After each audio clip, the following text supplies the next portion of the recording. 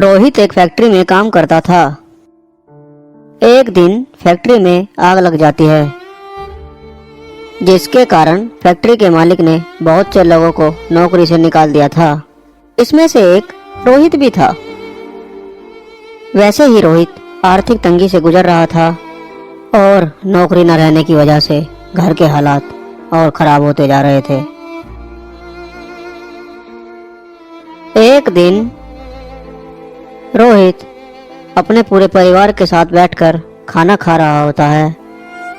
तभी सुनीता रोहित से बोलती है, घर का राशन खत्म होने वाला है, 2-4 दिन का ही बचा है बस।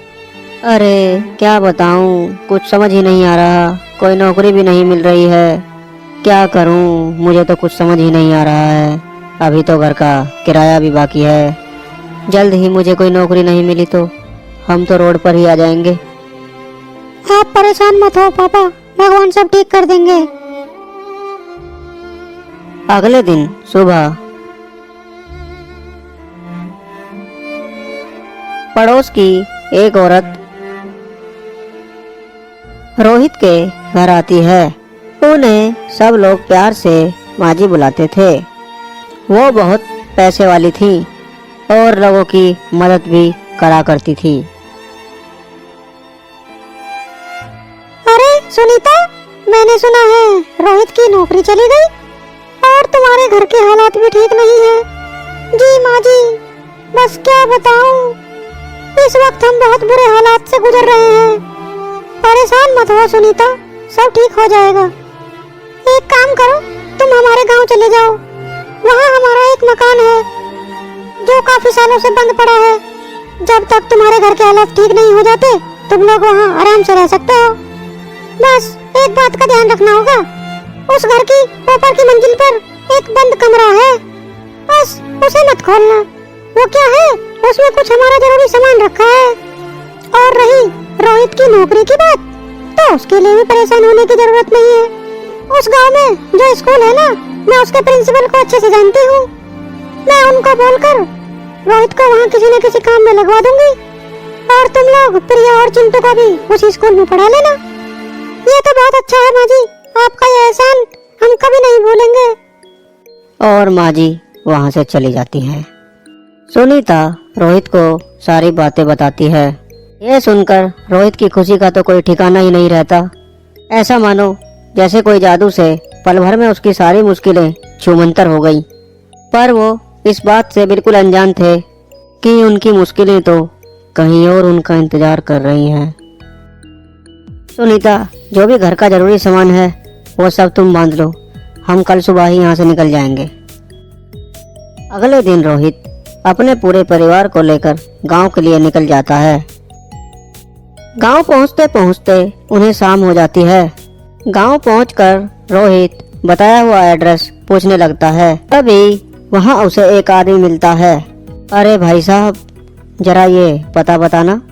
वो हम इस गांव में नए हैं तो हमें यहाँ का कुछ नहीं पता। अरे भाई, तुम लोग वहाँ क्यों जा रहे हो? तुम लोगों को पता नहीं वो घर सालों से बंद पड़ा है और बंद घरों में भूत अपना डेरा जमा लेते हैं। अरे क्या बात कर रहे हो भाई साहब, भूत वूत कुछ नहीं होता।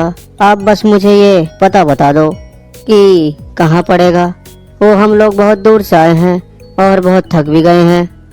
हाँ ठीक है, मुझे क्या, जब तुम्हें ही अपनी और अपने परिवार की परवाह नहीं है तो ऐसा करो, तुम यहाँ से सीधे जाके बाईं ओर मुड़ जाना। वहीं एक पीपल का पेड़ है और उसके बिल्कुल सामने ही ये घर। रोहित अपने पूरे परिवार के साथ उस तरफ पहुंच जाता है। घर देखकर लग रहा था जैसे सालों से वहां कोई झांका भी नहीं है। माँ, ये कितना पुराना घर है और डरावना भी है। बेटा, बुरे वक्त में हमें ये घर रहने को मिल गया, वही बहुत है। हम इसकी साफ सफाई कर लेंगे तो ये भी अच्छा दिखने लगेगा। चलो अब यहाँ खड़े रहकर क्या बातें कर रहे हो, चलो जल्दी अंदर। रोहित जैसे ही घर का दरवाजा खोलता है तो घर में तेज हवाएं चलने लगती हैं बाहर तो बिल्कुल भी हवा नहीं चल रही थी और यहाँ तो तेज हवाएं चल रही है। क्योंकि यहाँ भूत है ना। प्रिया चिंटू के पीछे भागती है। रुक, तुझे अभी बताती हूँ, रुक। चिंटू भागते भागते सीढ़ियों से ऊपर की मंजिल पर पहुंच जाता है। प्रिया भी चिंटू को पकड़ने के लिए उसके पीछे पीछे भाग रही होती है। चिंटू को अचानक किसी के रोने की आवाज आती है। चिंटू वहीं रुक जाता है और वो आवाज अचानक बंद हो जाती है। क्या बात चिंटू, थक गया क्या? नहीं दीदी, मुझे यहाँ अचानक किसी के रोने की आवाज़ सुनाई पड़ी थी, इसलिए मैं रुक गया। इतनी रात को कौन रोएगा? तुझे ऐसे ही किसी बिल्ली के रोने की आवाज सुनाई दी होगी और तुझे लगा होगा कि कोई रो रहा है।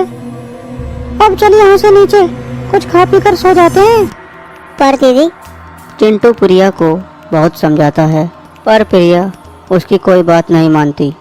उसे लगता है चिंटू उसे डराने के लिए ये बातें कर रहा है।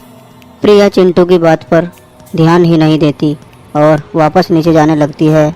चिंटू भी उसके पीछे पीछे चल पड़ता है कि अचानक उन माजी ने हमें मना किया है इस कमरे में जाने से, तो बस हमें इस बात का ध्यान रखना चाहिए।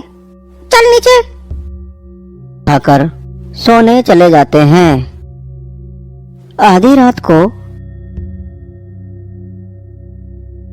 अजीब सी आवाजें सुनकर प्रिया की आंख खुल जाती है। चिंटू जल्दी उठ, जरा देख कर आ, ये आवाजें कहाँ से आ रही है? मुझे बहुत तेज नींद आ रही है दीदी, सोने दो ना, आप खुद ही देखाओ ना जाके। प्रिया डरते हुए अपने बेड से उठती है और उस आवाज को ध्यान से सुनने की कोशिश करती है। आवाज बाथरूम से आ रही थी। प्रिया बाथरूम का दरवाजा खोलती है और डरते हुए अंदर झांकती है तो उसके होश उड़ जाते हैं। वाइपर जोर जोर से दीवार से टकरा रहा होता है। प्रिया बहुत डर जाती है और भागकर अपने मम्मी पापा के पास आ जाती है। मम्मी पापा जल्दी उठो। क्या हुआ बेटा, तुम इतनी डरी हुई क्यों हो? पापा वो बाथरूम वाइपर ऊपर भूत। क्या बोल रही हो प्रिया, ठीक से बताओ बेटा, क्या हुआ? हमारी कुछ समझ ही नहीं आ रहा। तभी चिंटू भी वहाँ आ जाता है। वो पापा ऊपर बाथरूम में वाइपर दीवार से जोर जोर से अपने आप पकड़ा रहा था। अरे ये तुम्हारे मन का बहन होगा बेटा, और कुछ नहीं। जाओ जाके अपने कमरे में आराम से सो जाओ, कल सुबह उठोगी तो बुरे सपने की तरह सब कुछ भूल जाओगी। प्रिया और चिंटू अपने कमरे में सोने के लिए चले जाते हैं। 2-3 दिन तक सब ठीक रहता है, पर एक दिन अचानक प्रिया को किसी के रोने की आवाज आती है। वो उठकर कमरे के बाहर आकर देखती है तो बाहर कोई नहीं होता, पर रोने की आवाज तभी भी आ रही होती है। प्रिया वो आवाज ध्यान से सुनती है तो उसे वो आवाज उस बंद कमरे से आ रही होती है और जैसे ही प्रिया दरवाजे के पास आवाज सुनने आती है तो अचानक से आवाज बंद हो जाती है। प्रिया डर जाती है और वहां से भागकर अपने कमरे में आ जाती है, पर रात भर वो उस कमरे के बारे में ही सोचती रहती है। सुबह उठती है तो उसे लगता है रात को कुछ नहीं हुआ, वो सब उसका वहम था और वो इस बारे में किसी को नहीं बताती। एक दिन चिंटू उस बंद कमरे के सामने खेल रहा होता है। वो उस कमरे के अंदर झांकने की कोशिश करता है, पर उसे कुछ दिखाई नहीं देता। रात को जब सब सो जाते हैं तब चिंटू के दिमाग में वो बंद कमरा घूम रहा होता है। वो उस कमरे के बाहर चला जाता है मैं इस कमरे के ताले को कैसे खोलूं? मैं कुछ देखता हूँ जिससे मैं ये ताला तोड़ सकूं। चिंटू एक हथौड़ी ढूंढकर लाता है और ताले को तोड़ देता है। और जैसे ही वो कुंडी खोलता है उसके पीछे से किसी के आने की आवाज आती है। दरअसल प्रिया हथौड़ी की आवाज सुनकर बाहर आ जाती है। कौन है? कौन है यहाँ? ये ताला किसने तोड़ा? ये जरूर चिंटू का काम है। वो अपने बिस्तर पर भी नहीं था। प्रिया दरवाजा खोलकर अंदर झांकती है, जैसे उसके अंदर कोई आत्मा घुस गई हो। प्रिया को बहुत अजीब सा लगता है और वो अपने कमरे में जाके सो जाती है। अगली सुबह रोहित अपनी नौकरी के लिए सुबह ही घर से निकल जाता है।